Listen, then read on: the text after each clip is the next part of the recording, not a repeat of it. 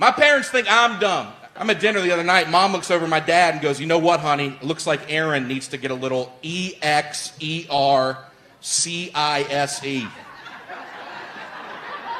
I was like, "Mom, that is insulting. All right, I don't need an exorcist. You know what I mean? I'm fine. I don't know why.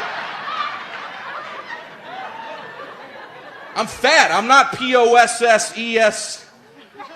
That's a tough one. I don't know how to finish that.